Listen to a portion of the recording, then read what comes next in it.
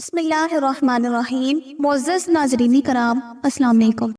بنی اسرائیل اور اس سے پہلے کی قومیں جنہوں نے انبیاء کرام کی دعوت حق کو جھٹلایا اور انبیاء کرام کی نہ صرف تکذیب کی بلکہ ان کو قتل کیا، ان بدبخت قوموں کے لیے جب انبیاء نے اللہ رب العزت کے حضور بد دعا کے لیے ہاتھ بلند کیے تو خالق حقیقی نے ان قوموں کو تباہ و برباد کر دیا اور ان کو شدید عذاب میں مبتلا کر دیا۔ کہیں ان پر پتھروں کی بارش برسائی تو کہیں ان پر زمین پلٹ دی۔ اس کے برعکس جب اللہ رب العزت کے آخری پیغمبر امام الانبیاء جناب محمد صلی اللہ علیہ وآلہ وسلم کو خالق کائنات نے مبعوث فرمایا تو تمام جہانوں کے لیے رحمت بنا کر بھیجا، اور آپ صلی اللہ علیہ وآلہ وسلم کی زندگی کے بے شمار واقعات اس بات کی طرف اشارہ کرتے ہیں کہ بے شک آپ صلی اللہ علیہ وآلہ وسلم تمام جہانوں کے لیے رحمت بنا کر بھیجے گئے ہیں۔ اللہ رب العزت نے قرآن مجید میں ارشاد فرمایا وَمَا أَرْسَلْنَاكَ إِلَّا رَحْمَةً لِّلْعَالَمِينَ، وادی طائف میں آپ کو پتھر مار کر لہو لہان کر دیا گیا، مگر آپ نے کبھی اپنی قوم کے لیے بد دعا نہیں کی، مگر صحیح بخاری کی حدیث نمبر 240 کے مطابق 7 ایسے بدبخت لوگ تھے جن کے لیے مجبوراً سرکار دو عالم صلی اللہ علیہ وآلہ وسلم نے خانہ کعبہ کے اندر بد دعا فرمائی۔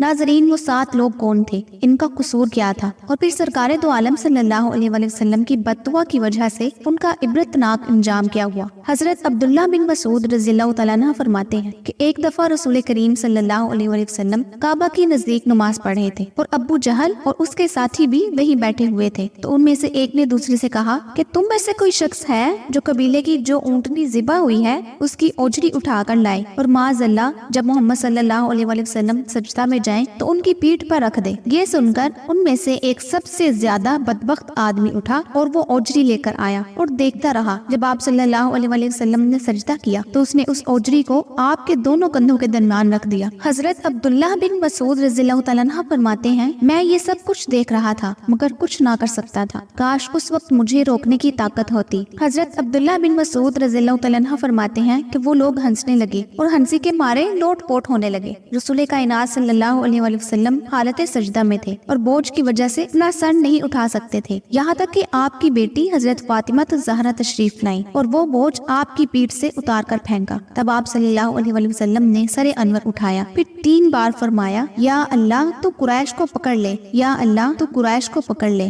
یا اللہ تو قریش کو پکڑ لے۔ یہ بات ان کافروں پر بہت باری ہوئی کہ آپ صلی اللہ علیہ وآلہ وسلم نے انہیں بد دعا دی۔ ناظرین، حضرت عبداللہ بن مسعود رضی اللہ تعالیٰ عنہ فرماتے ہیں کہ وہ سمجھتے تھے کہ اس شہر مکہ میں جو بد دعا کی جائے وہ ضرور قبول ہوتی ہے۔ پھر آپ صلی اللہ علیہ وآلہ وسلم نے ان میں سے ہر ایک کا جدا جدا نام لیا کہ اے اللہ ان ظالموں کو ضرور ہلاک کر دے۔ ابو جہل، عتبہ بن ربیعہ، شیبہ بن ربیعہ، ولید بن عتبہ، امیہ بن خلف اور عقبہ بن ابی معید۔ 7ویں آدمی کا نام بھی لیا مگر مجھے یاد نہیں رہا۔ اس ذات کی قسم جس کا قبضہ قدرت میں میری جان ہے کہ جن لوگوں کے لیے سرکار دو عالم صلی اللہ علیہ وآلہ وسلم نے بد دعا فرمائی اور ان کے نام لیے، میں نے ان کی لاشوں کو بدر کے مقام پر کنویں میں پڑا ہوا دیکھا۔ ناظرین، جن 7 لوگوں کے لیے سرکار دو عالم صلی اللہ علیہ وآلہ وسلم نے بد دعا فرمائی، ان 7 لوگوں میں سے 3 عتبہ، شیبہ اور ولید میدان بدر میں سب سے پہلے مسلمانوں کے مقابلے میں سامنے آئے اور کہنے لگے کہ ہم سے کون لڑے گا۔ ان کی اس للکار پر مسلمانوں میں سے 3 انصاری نوجوان ان کے مقابلے کے لیے آ گئے، مگر عتبہ کہنے لگا کون ہو تم؟ انہوں نے کہا کہ ہم انصاری ہیں۔ عتبہ کہنے لگا ہم تمہارے برابر کے نہیں ہیں، ہمارے مقابلے میں مہاجرین میں سے کسی کو بھیجو، ہم اپنی قوم کے آدمیوں سے مقابلہ کریں گے۔ تاجدار ختم نبوت صلی اللہ علیہ وآلہ وسلم نے ان انصاریوں کو واپس بلایا، تینوں کو صفوں میں کھڑا کیا، پھر آپ صلی اللہ علیہ وآلہ وسلم نے اشارہ فرمایا اور ارشاد فرمایا اے عبیدہ ابن حارث، اے حمزہ ابن عبد المطلب، اے علی ابن ابی طالب۔ یہ تینوں فوراً اپنی صفوں سے نکل کر سامنے آ گئے۔ ان میں حضرت عبیدہ ابن حارث زیادہ عمر کے بوڑھے انسان تھے، ان کا مقابلہ اس عتبہ بن ربیعہ سے ہوا۔ حضرت حمزہ رضی اللہ تعالیٰ عنہ نے شیبہ سے مقابلہ کیا اور حضرت علی کرم اللہ وجہ کریم نے ولید سے مقابلہ کیا۔ حضرت حمزہ نے شیبہ کو وار کرنے کا موقع نہ دیا، ایک ہی وار میں اس کو قتل کر دیا اور وہ اپنے عبرتناک انجام کو پہنچا۔ اسی طرح شیر خدا علی المرتضیٰ نے ایک ہی وار میں ولید کا کام تمام کر دیا اور یوں ولید شدید اپنے عبرتناک انجام کو پہنچا۔ عبیدہ ابن حارث اور عتبہ کے درمیان کچھ دیر تک لڑائی جاری رہی اور پھر حضرت حمزہ اور حضرت علی کرم اللہ وجہ کریم ان دونوں کا کام تمام کر چکے تھے، تو حضرت حمزہ اور حضرت علی نے عبیدہ ابن حارث رضی اللہ تعالیٰ عنہ کی مدد کی اور عتبہ کو بھی انجام بد تک پہنچا دیا۔ ناظرین، دو بھائیوں نے ابو جہل پر حملہ کیا جن کے نام معاذ اور معوذ رضی اللہ تعالیٰ عنہ تھے۔ وہ نیچے گرا تو حضرت عبداللہ ابن مسعود رضی اللہ تعالیٰ عنہ نے اس کا سر تن سے جدا کیا، جو اس بددعا والی حدیث کے راوی ہیں۔